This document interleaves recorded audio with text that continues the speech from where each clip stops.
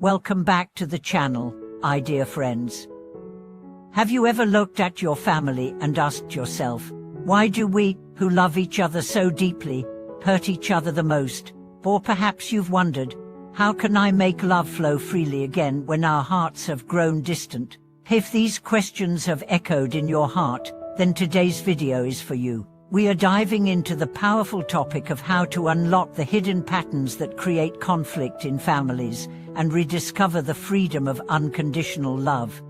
Family, this word evokes warmth, closeness, and memories, but it can also bring up pain, miscommunication, and unresolved wounds. Within the walls of our own homes, where love should be the most abundant, we often find misunderstanding, control, silence, and guilt. Why? Because family is the place where our deepest patterns are formed, and also the place where those patterns are most fiercely challenged. Healing begins not by demanding others to change, but by first seeing ourselves clearly. Let me take you into the story of Mai, a woman in her 40s who had not spoken to her mother for 7 years. Every holiday, while others gathered joyfully with their families, she would stay home alone, trying to convince herself that it didn't matter. But deep inside, she missed her mother terribly. The break between them had started small, just disagreements about lifestyle choices, about Mai not having children, about her career. Over time, these disagreements turned into silence, and silence into bitterness. One day, Mai attended a workshop on emotional healing, and something the facilitator said pierced her heart. You cannot receive love if you are still punishing someone for not loving you the way you wanted. Those words led Mai on a journey inward. She began to write letters to her mother, letters she never sent, just to express all the hurt, the longing, the confusion. Through this process, she discovered that beneath her anger was grief, and beneath the grief, a desire to reconnect. Eventually, she picked up the phone. The call was awkward, filled with pauses and tears, but it was real. That call became the doorway to a new kind of relationship, one not based on expectation, but on acceptance. This is what we mean when we talk about healing family patterns. It's not about fixing others. It's about seeing the invisible loyalties we carry, beliefs like I have to suffer because my parents did, or if I become too happy, I'll betray my family's story. These unconscious patterns run like software beneath our daily lives, guiding our reactions, shaping our relationships, and often keeping us stuck in cycles of pain. The good news is, once we see them, we can change them. Many people don't realize that within families, emotional inheritance is just as real as genetic inheritance. You might be repeating the frustrations of a parent, or reacting to your child the way your caregivers reacted to you. Without awareness, we pass down fear, shame, and criticism generation after generation. But with awareness, we can become the point where the pattern ends and a new chapter begins. Let's look at the story of John, a father of 2 who struggled with anger. Every time his son made a mistake, John would explode, not because of the mistake itself, but because it triggered a feeling of powerlessness in him. After one particularly painful outburst, his son said quietly, "Dad, I'm scared of you." That night, John cried for the first time in years. He remembered his own father's temper, the way he had felt small and afraid. In that moment, John made a vow: the pain stops with me.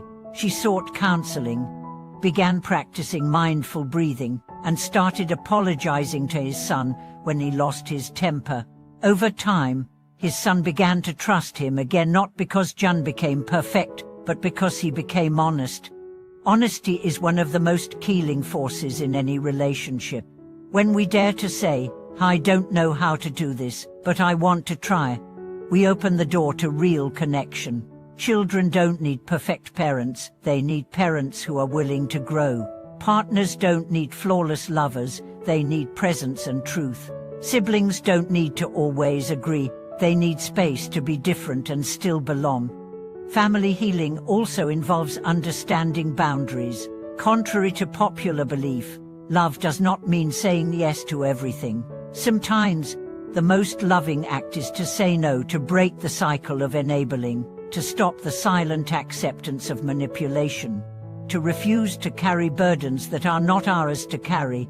Healthy love respects both connection and autonomy. It allows each member to grow into their full self, not just fulfill a role. One young woman I met, named Anne, had always been the rescuer in her family. Whenever her brother got into trouble, she stepped in. When her parents fought, she played peacemaker. She wore her exhaustion like a badge of honor, thinking it was proof of love. But one day, her therapist asked, "What would happen if you stopped rescuing?" Anne was horrified that they would fall apart, she said. And then the therapist asked, "And what would happen if they fell apart and learned to rise again on their own?" That was the moment Anne realized that by always stepping in, she was preventing growth in those she loved. She began to step back, not out of coldness, but out of faith. Over time, her family members began to take responsibility for their own choices, and the entire dynamic shifted. Healing is not always dramatic. Sometimes it looks like one brave conversation. Sometimes it's choosing not to repeat a sarcastic comment. Sometimes it's simply breathing before responding. Sometimes it's writing a letter you'll never send. But every act of conscious love adds up, and eventually, the flow of love that had been blocked begins to move again quietly, powerfully, freely. One of the most profound shifts comes when we learn to view our family members not just as roles, mother, father, sibling, but as souls. Each person is on their own journey. Each has their wounds, their history, their fears. When we look beyond the surface behavior and try to see the human underneath, something softens, compassion enters. We stop demanding perfection and start appreciating presence. If there's a person in your family who triggers you, ask yourself, what story am I holding about them? What am I trying to prove by staying angry? What would happen if I let go, not to excuse their behavior, but to free myself? These questions can be doorways to liberation. And remember, it's never too late. Families evolve, people change, hearts open. I once met an elderly man who hadn't spoken to his sister in 25 years. After a serious illness, he wrote her a letter.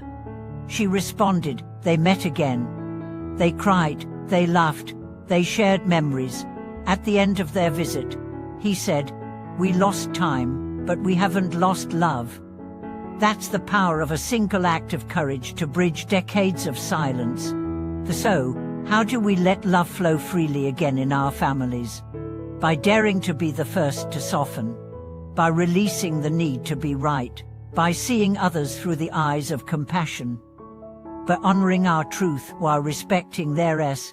By healing ourselves so we don't pass on the pain. And by remembering that love is not a transaction, it's a way of being. Thank you for watching this video. If anything I shared today resonated with you, I invite you to take one small action. Write that message, make that call, offer that smile, forgive where you can.